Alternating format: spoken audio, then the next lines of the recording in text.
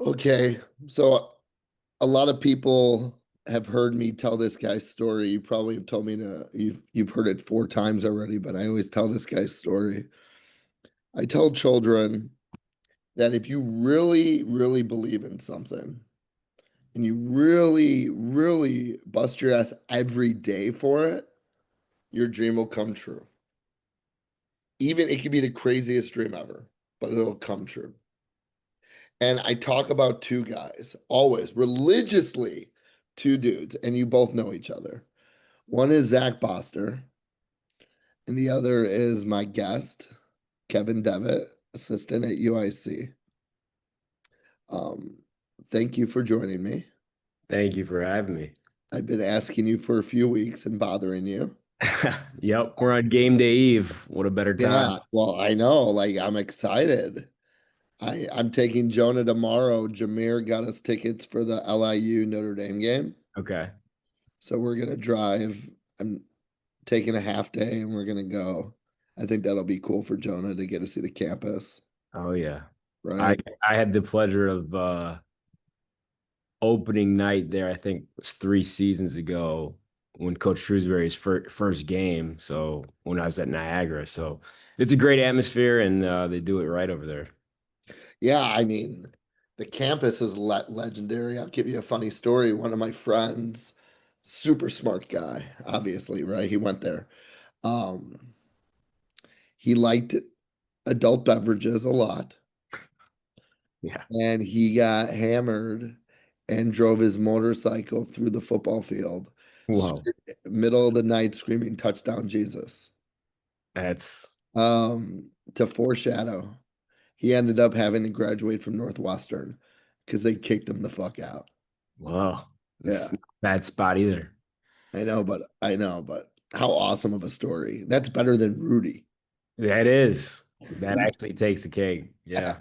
I agree. So let's get into Kevin and why I talk about Kevin all the time. Kevin, I want you to share your basketball journey from the beginning. Well, how much time do we have? No. Um, so I think I never played past eighth grade. So I joke and say that I'm probably the only Division I assistant in college basketball to not play in high school. Maybe there's somebody else out there, I'm not sure. But um, I was actually went to DePaul to run track. I had kind of a injury, so to speak, at DePaul as a freshman on the track team. And it kind of prevented me from, continuing my career. And I think when I was a sophomore and I was kind of coming to the realization, like, track was great and I loved being a student athlete, obviously. But I had to figure out what I wanted to do with my life, post graduation.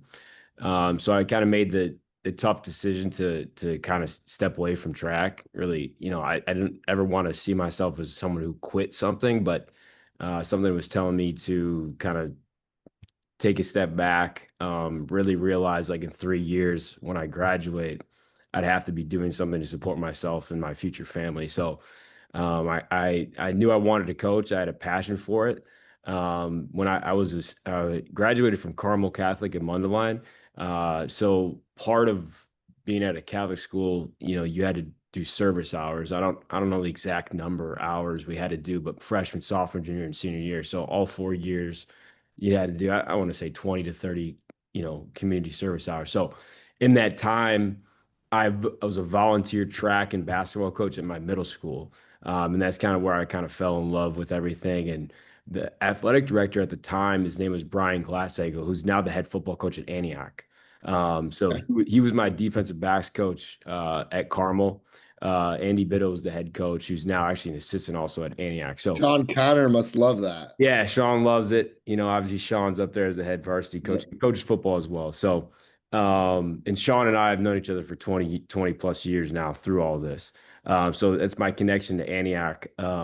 But, you know, at DePaul, I had a roommate who I also went to high school with who wanted to get into web design. And at the time, it was I don't know, 2006, 2007. So Facebook had just come out. MySpace maybe was out for a year or two.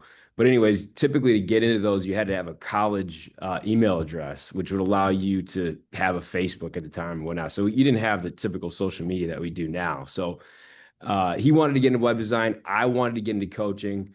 So I kind of pitched the idea to him, hey, if you create this website for to house the content, I'll provide the content. So I started covering high school basketball games. And I was probably one of the first people to really start to shoot with video. So like YouTube had just kind of came onto the scene. So I was doing mixtapes and whatnot. And Derrick Rose was a junior at Simeon. So basketball in the city was really kind of going.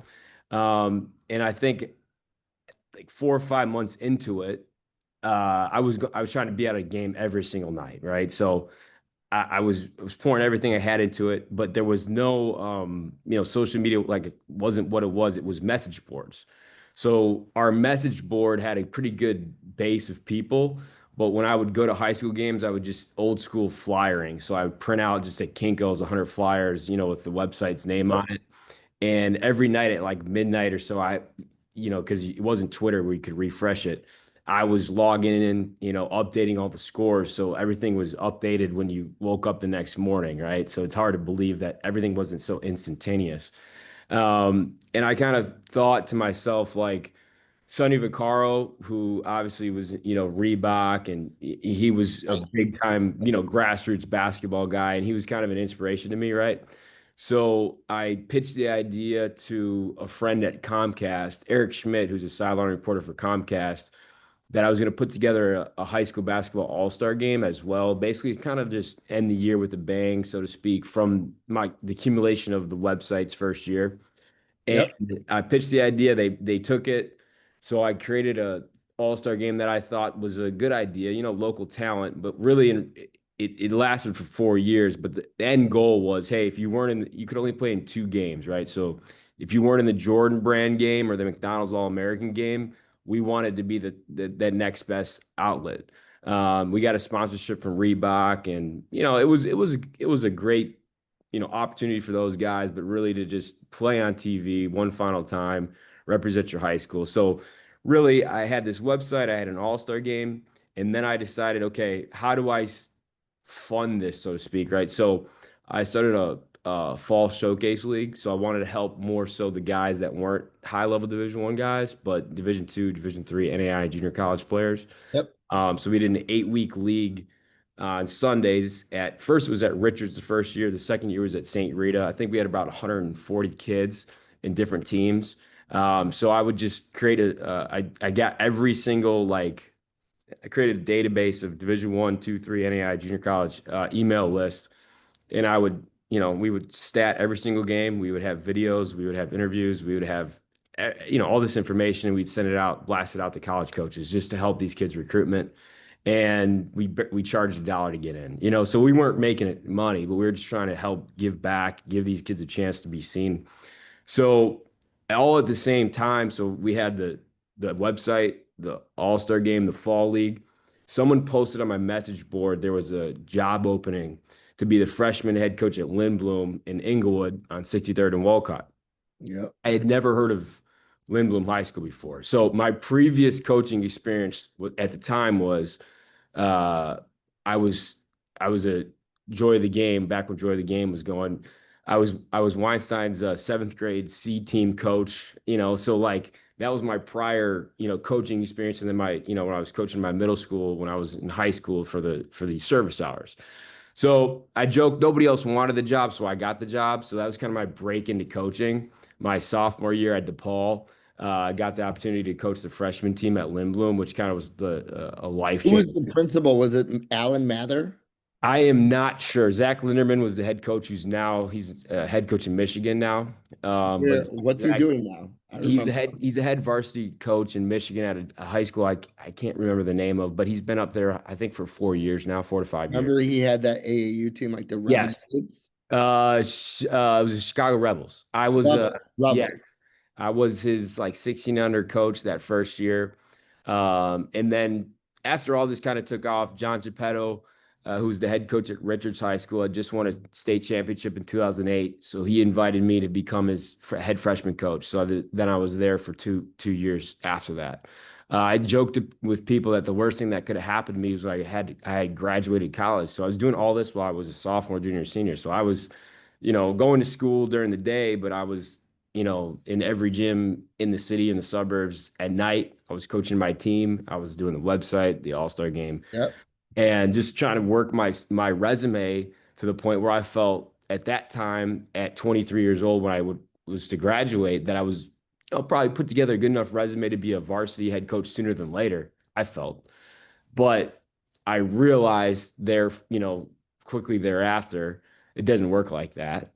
And so I felt if I was going to work this hard, I think college was a better route for me because if I really just fully immersed into it, I felt like I could maybe rise quicker than in, high school. Because in high school, it was going to be your teaching, how many years you were in, the district in order to get a job, et cetera. And I was okay with that, but I didn't feel like it. I felt like if I was doing a better job, that I potentially had earned that opportunity. So, long story short, I had to get a job though to do all, so like I was looking for a teaching job because that was my degree. So in the ninth, the 11th hour, so to speak, I obtained a teaching job to be a PE teacher on the west side of Chicago at a school called May Academy, right next to Michelle Clark off Laramie off 290. Yeah. Yeah. So I literally was hired 3 days prior to school starting. Yep. And at the same time, I told Coach Geppetto at Richards I wasn't able to come back because it would be a 45-minute commute to practice. So I took this teaching job because I had to, because life hit me. It was like, okay, I have to do something to Yep. earn, living. And so Joe Griffin, who took over at Roosevelt in 2009, started the program from scratch, invited me to be a volunteer assistant. So I was teaching at May Academy, from the hours of 8 to 3. And I would bust out of there, drive downtown, go to practice, and then go recruit at night.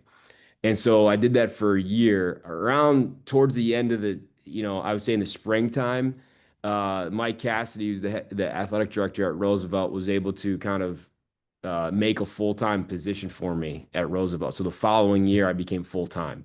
So I left my teaching job. I was full-time my second year at Roosevelt. We had a much better year. We were kind of progressing the program. Then my third year is when Jared Haas, who's the head coach at UAB at the time, so former head coach at Stanford, just was there for the past 8 years.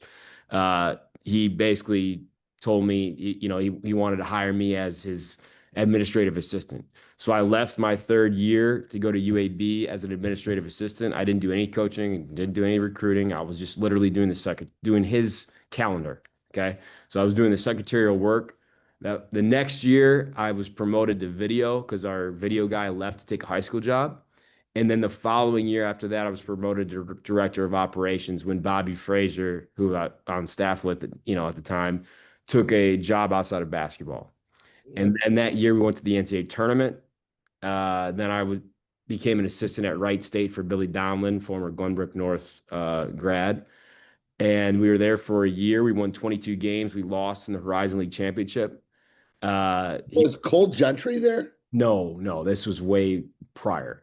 So Okay. we had a great season, but Billy was let go, so I was in turn let go. In the meantime, UAB won Conference USA. Jared Haas became the head coach at Stanford. They promoted Rob Eson. Rob brought me back to be an assistant under him at UAB. So I was there for 4 years. Obviously, we were let go kind of unjustly, and then 4 years after that, I was at Niagara with Greg Paulus, who played at Duke. And now Coach Eson got the head job at UIC. Now I'm back with him for year two. So that's everything. Jesus Christ. I mean, I think my first question is, how are the restaurants near Niagara? There's not much to choose from, to be frankly honest with you. Is Uh, it is it by the falls? so I lived in Niagara. My last 2 years, I lived in Niagara Falls. Um, and Niagara Falls is actually like the part that we lived about a mile from campus. My wife and I loved it. It's beautiful, honestly. It's breathtaking at the right time of year. But the food options weren't nearly as good as obviously they are here in Chicago. Did you guys travel a lot over the border? You know what? It was, when we first got there, it was COVID. That's And right. so, that was kind of out. And then, our son was born and then just life happened. And you know what? We went up to Toronto, I think once or twice, but it wasn't like a more natural occurrence. Um, so what was it like being from Illinois going down to Birmingham?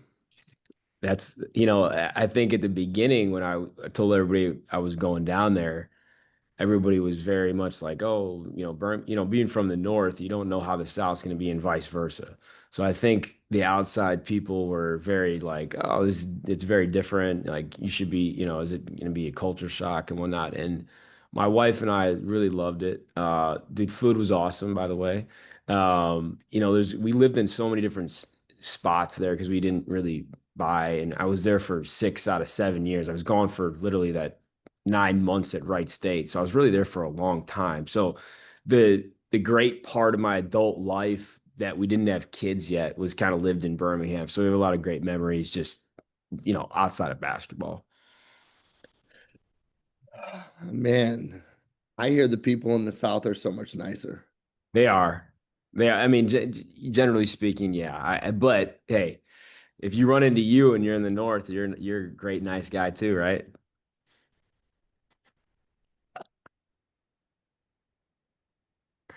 Yeah. Depends. Just who you are. It's not where you're from. Yeah, for me it depends. I'm just playing. I know. Um, I didn't know all that. I didn't know that. People told me that you did the all-star camps. I've heard that rumor. I remember the Roosevelt. Um, but yeah, I didn't know you were doing all that while you were in college. Yeah. Hopefully you were still getting good grades. My grades were near a 3.0. I wasn't a 4.0 guy, but I was a solid student. It was always something that, in high school, I don't think in high Where'd you school, go to high school? Carmel Catholic in Mundelein. Oh, that's right. You said that. So, I mean, obviously that's a great school. My sister was the one that was the darn near valedictorian. She's a year younger than me. So, she was the brainiac. I was more, I hung out with my friends and probably didn't do as much school as I Feel should. you. Yeah, when I got to college, I took it very serious because I felt like it was kind of an adult type, setting. Yes. Um, when you were at Carmel, I mean, where'd you grow up? I have no Grew up idea. in like Tower Lakes, which is right nestled between Barrington and No Wakanda. wonder you and freaking Sean are boys. Yeah. I mean, You, listen, I did grow up there, right? But I lived in the city for 7 years because I went to school for 4, and then after school I was down here for 3. So it's like I lived on the north side. I lived off of Lakeshore and Belmont. I lived off in the west side of 13th and Halsted. So now I live in Edgewater, like Lakeshore and Sheridan. So okay. I've spent so much time in different parts of the city. Lakeshore and Sheridan. So I used to have a bachelor pad, Broadway and Catalpa. Okay, There's yeah, like a blue, yellow, blue building right off the L. And bro, did I have a good time? I'm sure you did. Good time, bro. I was coaching for Livatino at Lincoln Park, and at night I did security at Halligan's. It's a bar Yeah, in Lincoln Park. with the Paul Bar, yeah. Yeah, man, it was a very educational experience. I'm sure it was. When your first D1 job was UAB or Niagara It was UAB as in those as an administrative administrative roles. assistant. Yeah, but administrative assistant, video, and then director of basketball operations. But my So first assistant when job was Wright State. when was it when you kind of sat down and said, "Holy shit"?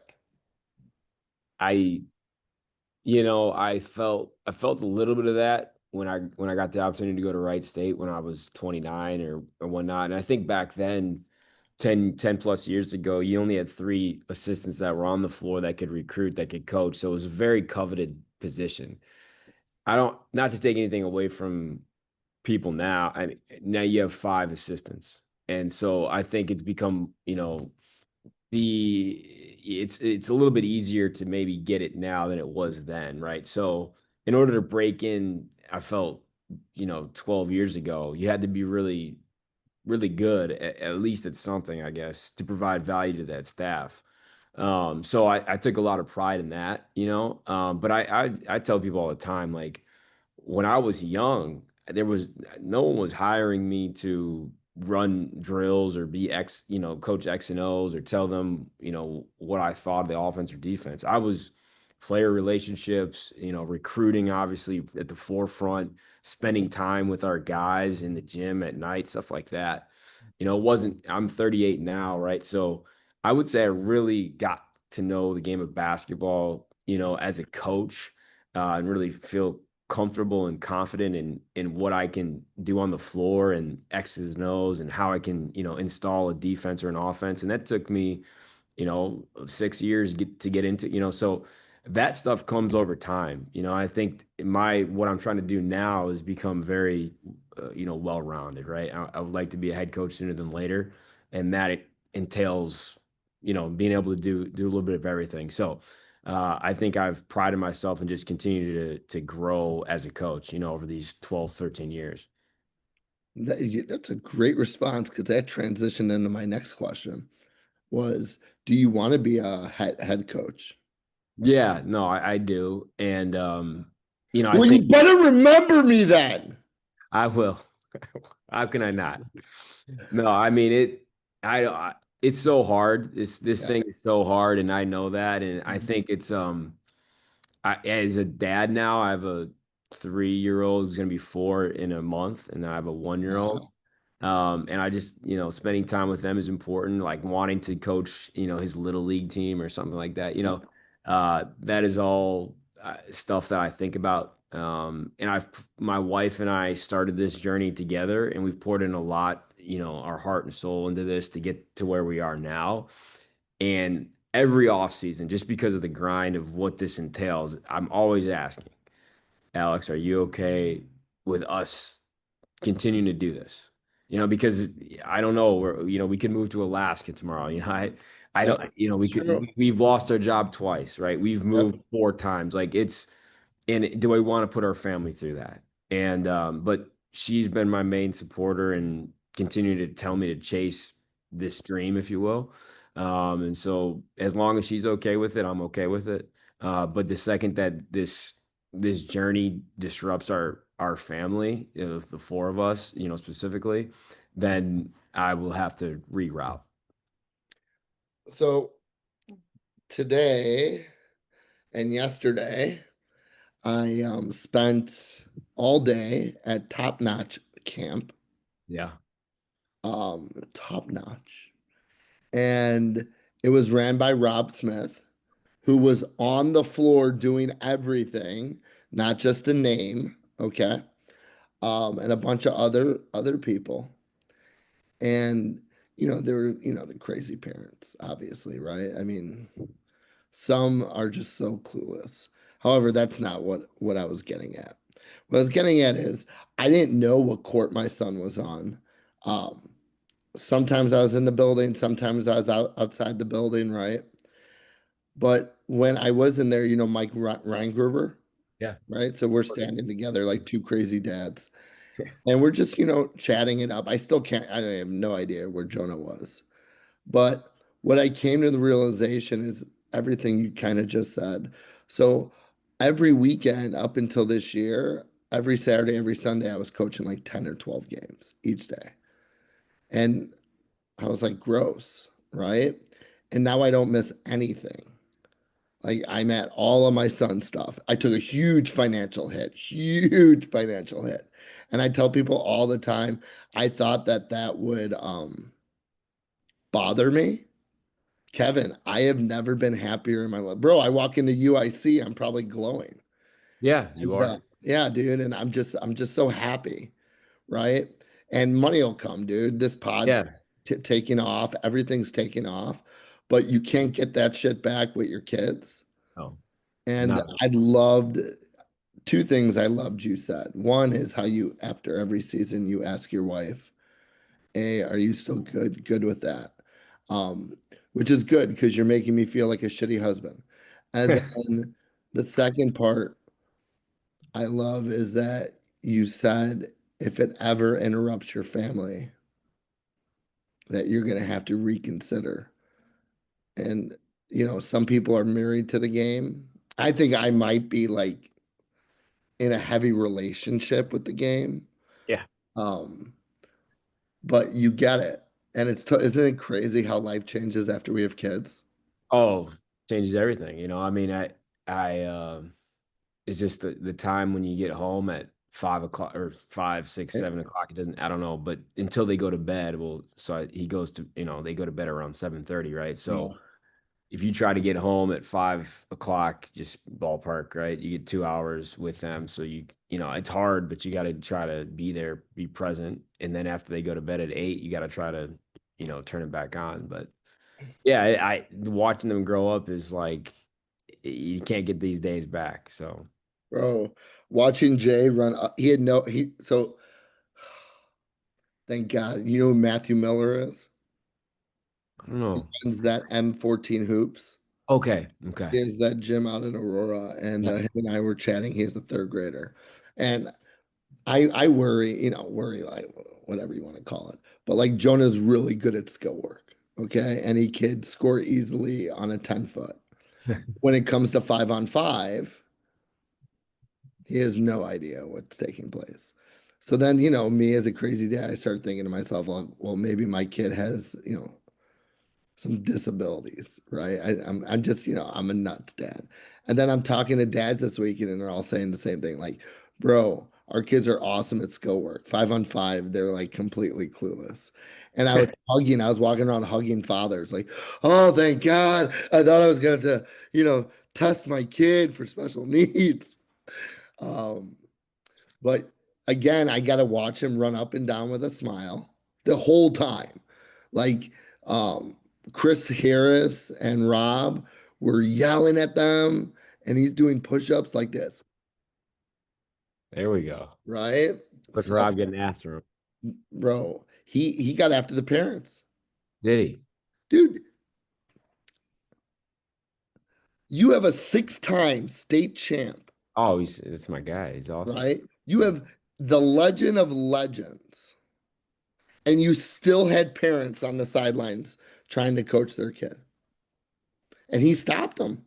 He stopped the whole camp. And he turned around and he started telling the parents. He's like, come out here. You want to coach? Come on out. Yeah. And and the funniest part, and I did a video on this, there were dads sitting together and their kids were maybe 8, maybe 9. Okay. And they're like talking about the game and like, oh, I can't believe that kid dropped the pass. And bro, I went up to them and I said, y'all are funny. And they're like, hey, aren't you the one that does the podcast? I'm like, yeah, but I go, regardless. I said, y'all are funny. And they go, why? I said, because none of this shit matters. Nope. I said, none of it, bro. I go, until your kid hits puberty, nothing matters, man. I go, there's so many kids that never played basketball and picked it up freshman year and went Division 1, No doubt. right? So two things. One, being able to watch my kid is so awesome. So I feel you on that. Two, there are so many crazy fucking parents. I just, Kevin, you have Rob freaking Smith on the court, not just a face, on the court, telling your kid what he's doing wrong. And you're still trying to coach over him. That's unrecruitable kids. Unrecruitable families. Yeah. Um, I'm friends with Pat Fitzgerald, the former Yeah. Northwestern coach, and he always told me that when he's recruiting high school kids, he'll walk into the school and the first people he goes to, the absolute, are the custodians and the lunch ladies to see how the player treats them. Character. Man, I love that shit. So, how did you guys end up bringing on Mr. Ryan Davis?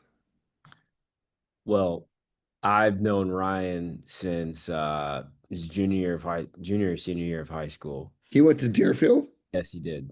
But that relationship started because obviously I knew his dad. So when his dad was at Lake Forest, him and I had a relationship just recruiting. I was, always seeing him on the road. So I was what, 23. I mean, I've known their family for 15 years. So um and then Ryan helped us get our first recruit at UAB indirectly, a kid named Mokhtar Gay, who he helped bring over to the United States. He played for Mean Streets originally. Uh, Okay. so me and him, since that time and that recruitment stayed really close.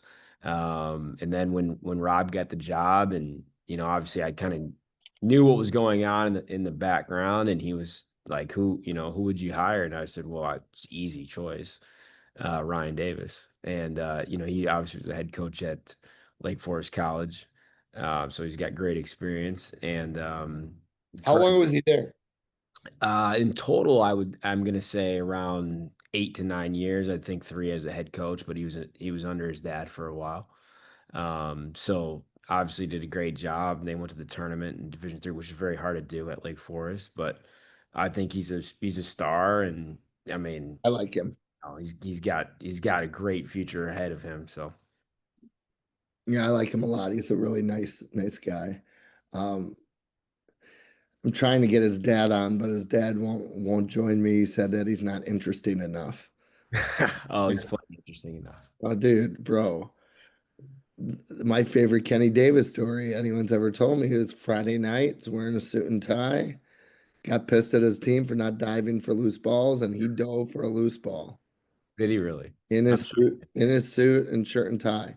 How can a man like that not join me? I Oh, gotta get Kenny Davis on. I know I think he's awesome. he is. Yeah. Yeah. I'm gonna have to ambush him at UIC practice and just tell him he's not leaving. No He's, question. he's such a good dude. So what do you think? Last year was your first year as associate head coach. What what do you think was a big takeaway?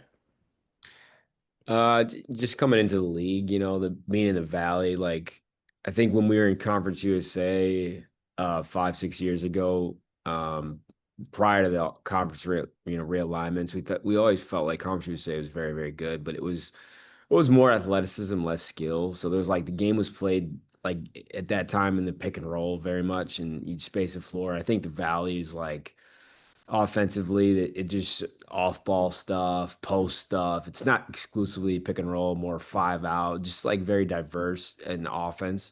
And then the skill all over the place, the ability to shoot the ball.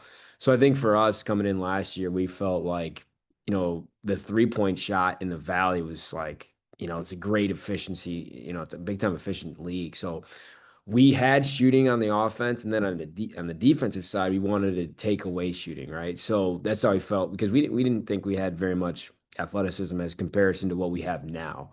So how we were going to win games last year and the formula for it is completely different in year one than it is year two. Now with our roster makeup, we're probably going to be more defensive minded, try to create turnovers that are lead to points in transition. Where last year we just didn't have the bodies to kind of to do that.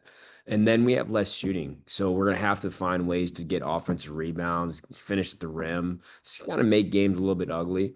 But I think now, after being in the league for our second year, going through it last year, obviously the coaching is terrific, but looking at it in this lens, we feel like we have a unique style, so to speak. That's last year we were just trying to kind of fit in, like where we try to kind of play like others, but we didn't have the talent as others.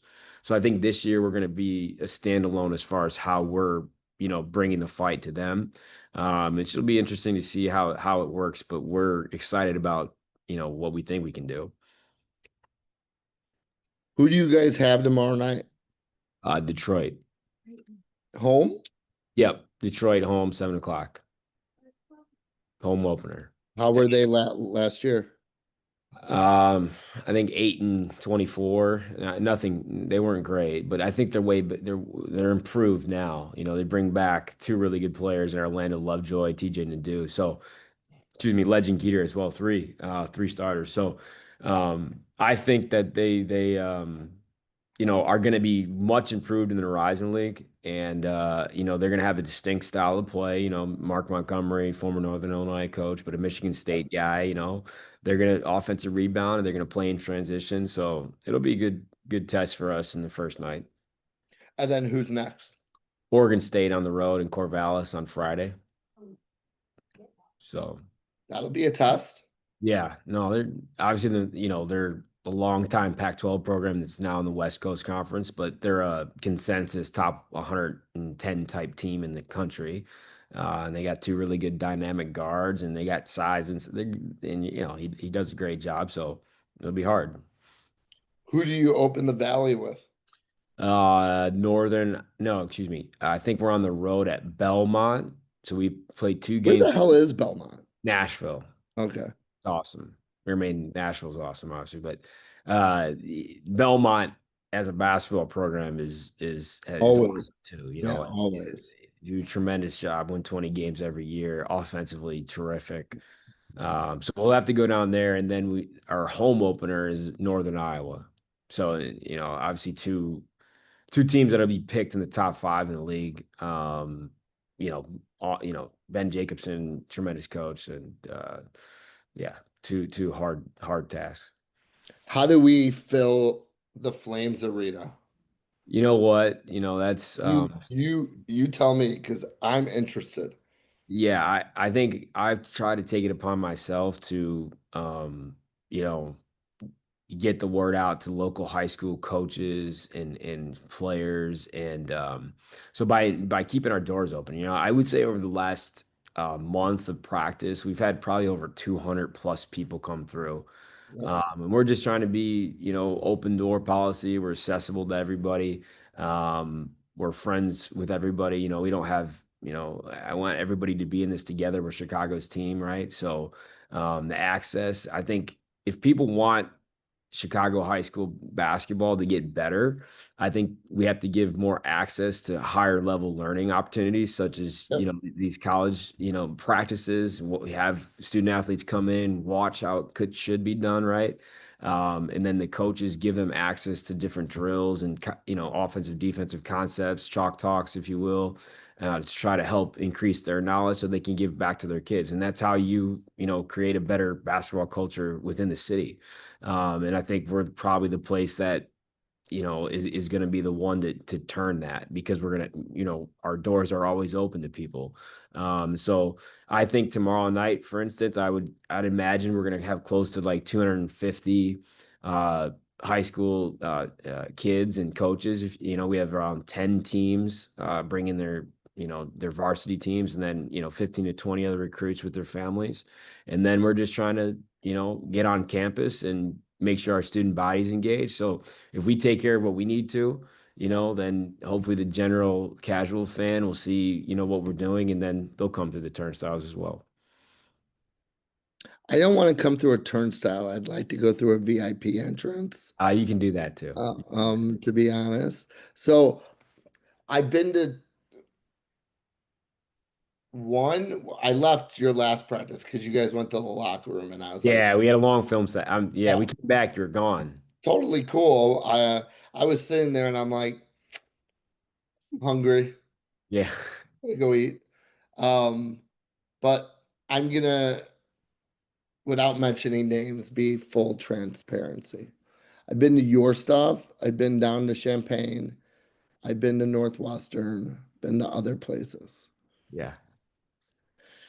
A few things. One, it's crazy how different the culture is at each place. I mean, obviously different coaches, different culture, but like so different. Next, one of them, when I'm there with my kid, feels like I should feel privileged of being there. Like kind of like it's a little bougie. Yeah. The other one opened, the other two open arms. Um, and that for me, this is how I look at it. A guy like me who is super social, I talk to everybody, have access to kids, have a son who is social as shit and loves to talk to people. I expect the same back, right? I mean, I'm a basketball junkie. I had people come up to me this weekend and just say like I was a basketball encyclopedia, Yeah, you are. right? So it's kind of a turnoff, like if people ask me, and they do, I will never mention this one school. And it sucks because it's me, you, the kids, the parents. Basketball is a vehicle to relationships, man. Right. And, I like humility. I like being humble. Like, listen, Rob doesn't have to come up and say jack shit to me. Okay. He's the head coach of a school in the valley, right? I'm just a bald fat dude with tattoos and a good looking wife. And he, you know, my first time meeting him, he came up to me and was like, dude, how do I know you? And I think I said something like, well, I commit a lot of crimes. So you've seen me. And he said that his wife found my mentoring program that I do. Really? Yeah. And he didn't have to come up. Like, he didn't have to say shit to me. Right. And I love that. I love that, like this is a fraternity, Yeah. like I'm in the gym at this top-notch thing and everyone knows everyone. Yeah. That's So, odd. right? Like Kevin, you decide in March to go to Indy for the Final Four for Thursday, because I know that's all anyone cares about. Is going for Thursday. Like people know you, right? You walk around, you have drinks, you have dinner, you guys chop it up, talk about basketball stories. Yeah. And that's what's just so cool about this, Yeah, it is. I right? mean, we're all in it together, literally. You just never know who you might, run into or need or can help or whatever. So, I told people when I started this social media and pod, I said, I'm gonna have people that hate on me talk shit. And when they ask me to be on the pod, I'm gonna say absolutely. Because there's humility. And how awesome is it that you want to talk about hoops with me, yeah. right? And that's what this is about. Instead of it being about like me versus you and this AAU program against this AAU program, you know, I hate to say it, Steve Pratt said it best once. Pratt said, there's enough kids for everybody, That's the truth. right? There's enough kids for everyone. They Yeah. all can't make an entry post pass. Um, they all can't pass with their weak hand. They have very shitty social skills. But I mean, there's enough kids for everybody. No doubt.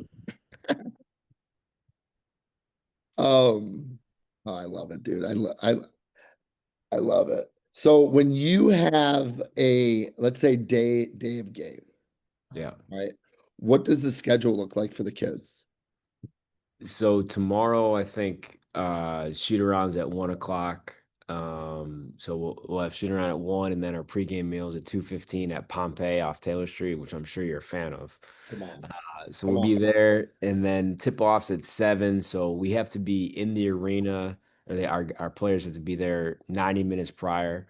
So that would be 5:30. What Uh, happened if I showed up if I showed up a few minutes late? and if you're a starter, you're not starting. If you are in the rotation, you'll miss a rotation spot. How many kids show up on time instead of early? So the thing is, what's unique about us is like having our arena that's kind of like it's not our practice facility is separate from the arena. So we'll take a 25 passenger van over there. It's not mandatory that the guys have to be on it. So coach lets you get there however you see fit. Yeah. 'Cause it's a home game.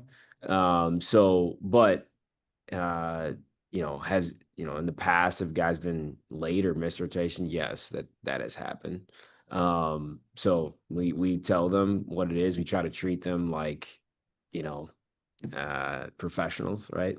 Yeah. Uh, I but mean, you're making NIL money. no You, question, no question. yeah. Um, so what does it mean when you say they miss their rotation? Well, There's a lot of simple things, but yeah. people don't know what that Yeah, means. no, great question. I think, like, typically speaking for us, like, hey, we know our first sub's going to occur right after the first media timeout at like 15:30, what have you, your six How do man's come. you plan that? Like, how do like Um, like y- how do you not go off the flow of the game? yeah, no, that's a great question as well. I think every coach is different. I think Coach Eason likes to have more so his plan rotation. Now, obviously, foul trouble or a guy not playing well could obviously disrupt that or being late. So we're gonna go into it with a general plan. If the game presents something different, obviously we'll adjust. But I think when you get to the second half, around 10 to 8 minutes, if you will, you're probably gonna go with your guys your five guys that you feel comfortable with Yeah. to probably finish the game out. But the first 30 minutes of the game, it's kind of you want to kind of script a little bit, not maybe the full thing, but have a general idea of what combinations of lineups you want to play together. Both for your offense and defense. So if hey, they're going to go really big, and all of a sudden we're small, like that's not going to work out well, or vice versa. So whatever the game is going to present, we're probably going to have a good plan or idea of at what time that's going to happen. So that's kind of the rotation, right? Everyone's going to play, 4 to 5 minute spurts. Maybe some guys could go 7 or 8, but that's when you miss your rotation. That's a great explanation because I know a lot of people don't even know that that's how it works. Yeah, I know a lot of college freshmen that came in and was humbled by it, right. right? Because they didn't know. But you know, uh, what do you think of these kids that think they're at a certain level and they don't respond back to certain level coaches? Example, I think I'm a Division 1 player. Yeah. Excuse No. me. I am a high major baby, Yeah.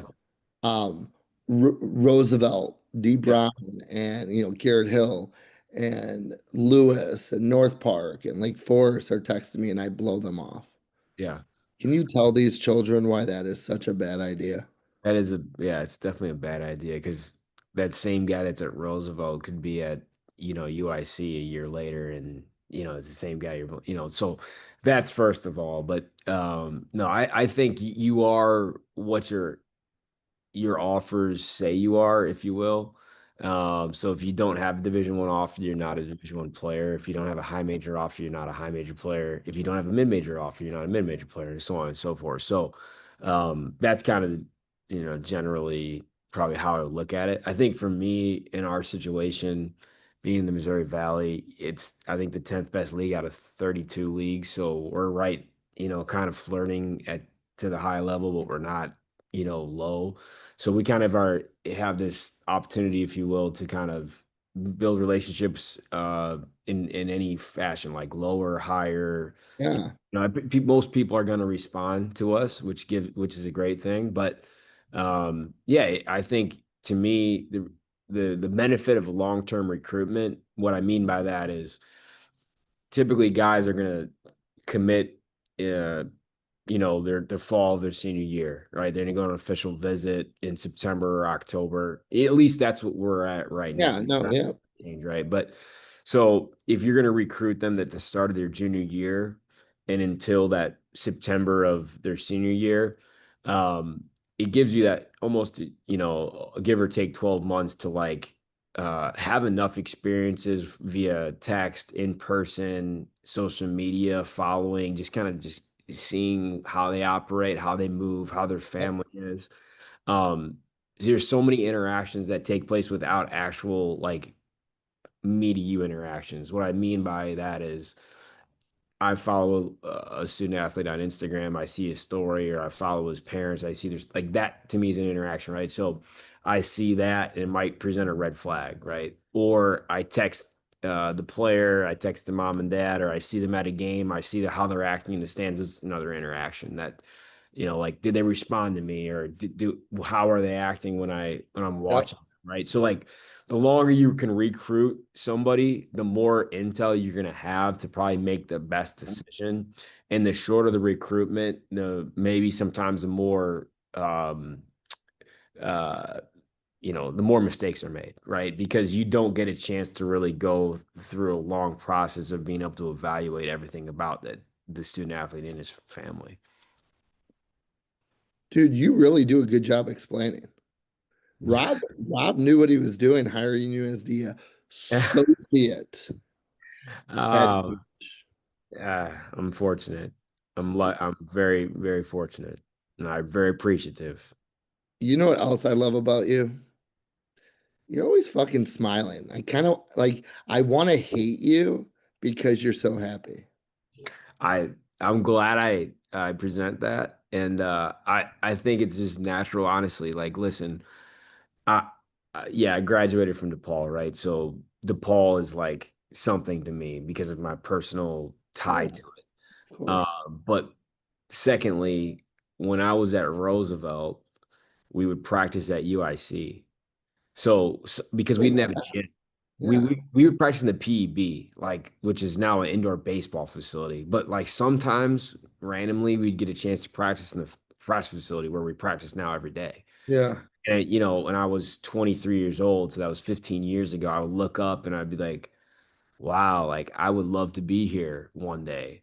So 15 years later, here I am in that same gym that I would look up to. And I said, well, you know what? We're here now. And that's why I'm probably smiling, to be honest with you, because what else could I want?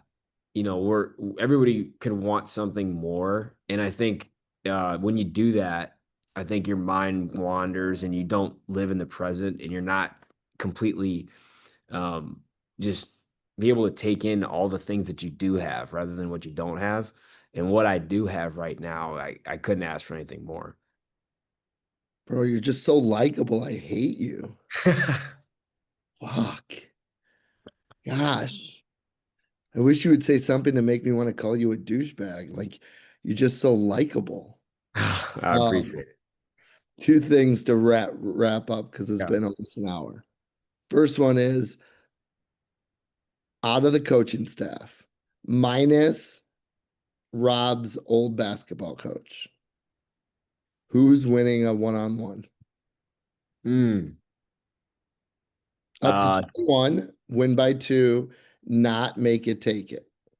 Jamie Smith or Kevin Zabo, and both, but Jamie's a little bit older than Kevin. Kevin's a little bit younger. I mean, Kevin played at Kent State, went to the NCAA tournament. He played overseas. Jamie was a Division two All-American, and he played overseas at the highest levels for like 14 years. So like, I mean, but Zabo's got maybe he's a little bit younger, so might be more in shape. But I mean, I'm gonna have to go with Jamie. I'm gonna go with the OG. And how does he win? What's the score? I mean, how much does he win by, or how does he Yeah, get his no, what's the score? 21 to what? 17? Good It's gonna game. be close. It's gonna be close. What does the winning shot look like? Probably like some sort of pull up at the elbow off a hesitation dribble. That's a good scout. That's a good scout. I like that scout. And to wrap up, this is one of my favorite things to ask. And if you watch the pods, you would know what I'm going to ask you. In 98 years, when Kevin is with the basketball gods, I don't want to say like in 20 years. I mean, like, bro, you're 38. But in like 98 years, when you're with the basketball gods, how do you want this world to remember Kevin Devitt? That's a great question, and that's something that I always that's what I think about. Like it's probably a lot of decisions in my life. Every decision is guided by, you know, your impact that you're gonna leave, I think, at the end of the day. And so I want to try to impact as many people as I can. And that's why I love coaching basketball, because I think just like what we're doing right now, these relationships, and you never know who you could, make their day by just saying hello or being polite to, right? Or complimenting them. And the guys I coach, but more or less the people that I meet while, recruiting their families, and just hopefully what, continuing to coach for a long time.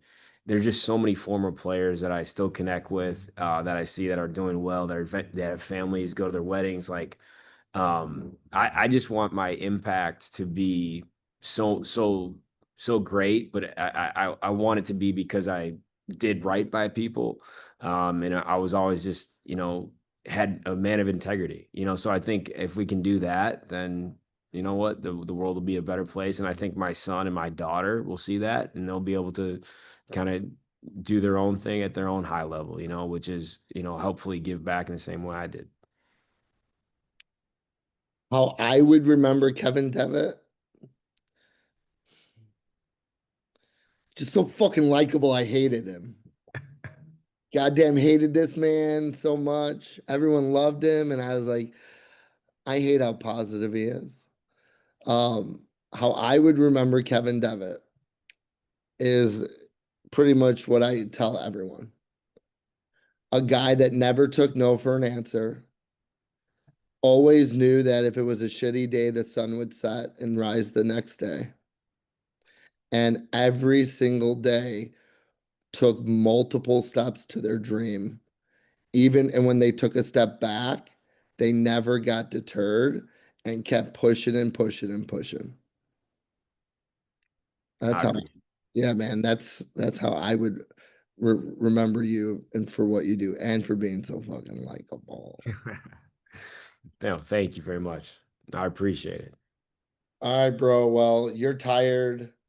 I'm gonna go put my son in a chokehold and fucking his ass up a little bit. You'll be doing it soon, trust me. Oh, we rough house every day. Yeah, man. Look you, let's go. Exactly. My little guy at Top Notch was walking around fucking with the older kids, punching them in the balls and then running away. And it was so awesome. The reason they were laughing, right? And it just again, the relationships. You know what I mean? It's like a brotherhood. So that was, yeah, that was awesome. All right, well, I love you, no Diddy, and Thank you. I think you are a rock star. And if I think back 4 years ago where you were, and then I think where you're gonna be in 4 years from now, right? I'm excited for you and your wife and your family. Thank you. All right, Appreciate bro. the friendship. Um, make sure I'd like a practice schedule. Yeah. I would like to, if only if you guys are okay with it, I would like to post your practice schedule so kids and dads and whatnot could go and, watch practice Yeah. opposed to, doing it their way. No question. And now that we're getting in the flow of the season with games, it's a little bit, it's a little bit tougher, but there's probably a day, one day per week that we're still going to be able to get after it a little bit. So that's definitely something. All right, my friend, I will definitely see you soon and you keep grinding. Thank you, Aaron. All right, I'll talk to you soon.